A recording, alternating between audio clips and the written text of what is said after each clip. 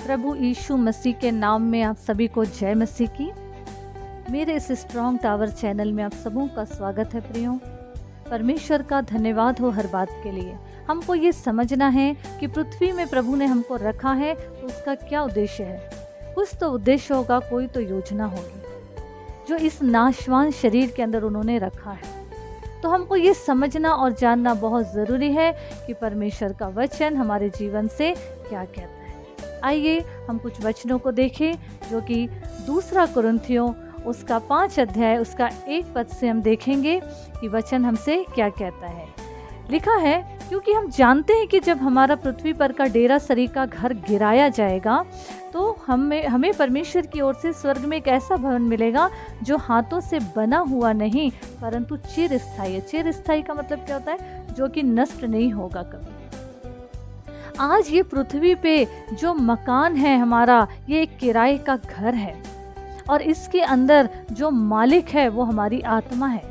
आज हम अपनी देह के लिए तो सब कुछ बो रहे हैं, सब कुछ कर रहे हैं, खाना पीना, कमाना, ओढ़ना, घूमना फिरना, सब कुछ हम कर रहे हैं। लेकिन कभी हमने ये सोचा है कि इसके अंदर जो आत्मा है उसके लिए हम आज क्या कर रहे हैं। शरीर को एक दिन नष्ट होना है, हम नहीं वचन कह रहे हैं, और ये तो होना ही, हम सब जानते हैं। ये संसार है और एक दिन संसार को पूरी तरीके से तबाह होना है। लेकिन नष्ट होने के बाद इस शरीर को, जो ये डेरा है पृथ्वी पे रखा हुआ है, इसके बाद इसके अंदर जो आत्मा है, इसके लिए हमने आज क्या बोया है जिसका न्याय होने जा रहा है।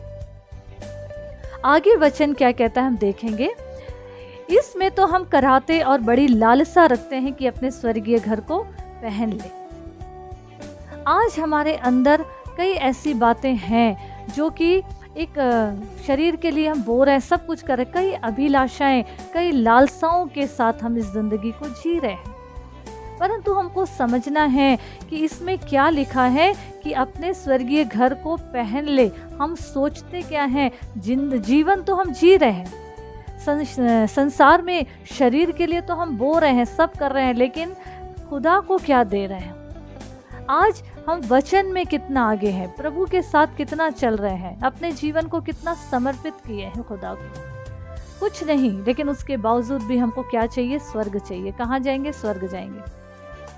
पर स्वर्ग जाने के लिए हमारी तैयारी क्या है? कभी हमने ये सोचा है? कई ऐसे वचनों को हम देखेंगे प्रियो।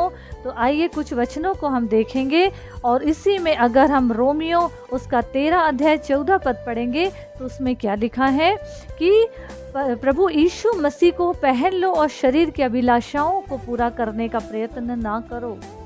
मतलब ये हुआ कि हमारे जीवन में प्रभु यीशु मसीह को पहनना है।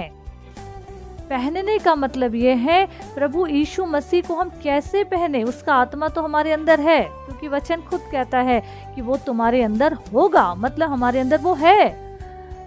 अब हम जो पवित्र आत्मा हमारे अंदर है उसको हम किस दिशा में क्या दिखा रहे हैं, क्या बता रहे हैं अपने जीवन से? क्या हम अपने जीवन में उसको अधिकार दे रहे हैं काम करने का? प्रभु यीशु मसीह को पहनने का मतलब है सबसे पहले उसका स्वभाव, उसका चाल चलन, उसकी जो आदतें थी, हैबिट्स थी, उसके अंदर जो बातें थी वो हमारे अंदर आनी चाहिए। क्या ऐसा हो सकता है? तो कई ऐसी बातें हैं। ये शरीर नाशवान है प्रियो, इसको एक दिन नष्ट होना है। इसमें हम कितनी भी अभिलाषाएं कर ले, कितनी भी लालसाएं कर ले, सब कुछ जाती रहेंगी। पर जो अंदर है, जो एक दिन ये शरीर को छोड़ देगा, वो चीज़ों के लिए, उस आत्मा के लिए, उन बातों के लिए जो परमेश्वर ने हमारे जीवन में रखे हैं, यानी कि एक समय उस आत्मा का न्याय होने जा रहा है। उस आत्मा की क्या तैयारी हम कर रहे हैं? कभी हमने ये आज के युग में सब बड़े छोटों को, यानी कि बच्चों को, जवानों को पनिश करने के लिए डरते हैं। आज अगर देखा जाए तो ये मोबाइल्स में आजकल बच्चे हो, माता पिता, यानी कि एक ही फैमिली में अगर 4 मेंबर है तो चारों अपने अपने में लगे हुए हैं और चारों के मोबाइल में अगर कहीं उठ के जा रहे हैं ना तो पासवर्ड डला हुआ है, कोई खोल नहीं सकता। अगर खोल दिए तो भेद खुल जाएगा, मतलब अंधकार के काम प्रकट हो जाएंगे। आज हम सब रह जरूर रहे हैं साथ में, लेकिन हमारा जीवन एक, जैसे कहते हैं ना कि 4 दिशाएं हैं और चारों 4 दिशा में। आज खुदाई बातें, खुदा का कलाम, खुदा की राह कहाँ है, वचन कहाँ है? आज हमारे जवान कहाँ जा रहे हैं, आज हमारे बच्चे किस दिशा में जा रहे हैं? कई ऐसी बातों को हमको समझना है। अगर हम इन बातों को देख रहे हैं तो हमको ये समझना है, आज हम सब की एक दूसरे की केयर करते हैं, किस चीज़ में अगर कोई आया है उसको क्या खिलाना है, इसको क्या अच्छा दे, मतलब अच्छा देने की कोशिश हम करते हैं, लेकिन खुदा के लिए क्या सोच रहे हैं, आत्मा के लिए क्या सोच रहे हैं कि ये कहाँ जाएगा, सीधे नरक में। तो प्रभु का वचन जबकि हमें दिया गया है तो हमको अपने जीवन में उस वचनों को लागू करते हुए प्रभु के राज में आगे बढ़ते जाना है। प्रियो, हमको जानना बहुत ज़रूरी है कि प्रभु का वचन हमारी ज़िंदगी से क्या चाहता है। आइए कुछ वचन को हम और देखें। कुछ बातें हैं जो कि हम 2 कुरिन्थियों 4 अध्याय में देखेंगे। इसमें लिखा है, 3 पद में लिखा, परंतु यदि हमारे सुसमाचार पर पर्दा पड़ा है, परंतु यदि हमारे सुसमाचार पे पर्दा पड़ा है तो वो क्या लिखा है, वो नाश होने वालों ही के लिए पड़ा है। इसका मतलब ये हुआ कि जो संसार के हाकिम ने जिन लोगों के बुद्धि को अंधा कर दिया है,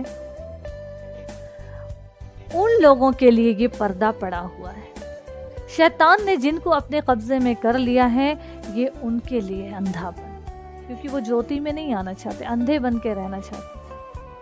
और सच में एक समय ऐसा आएगा कि उनके जीवन को सच में शैतान इतना अंधा कर देगा कि वो सीधे इस जगह से सीधे नरक। तो हमको ये समझना बहुत ज़रूरी है प्रियो कि प्रभु का वचन हमारे जीवन में है, प्रभु की आत्मा हमारे अंदर है, प्रभु का साथ हमारे साथ है। तो फिर हम कर क्या रहे हैं? सिर्फ न्याय कर रहे हैं क्या एक दूसरे का?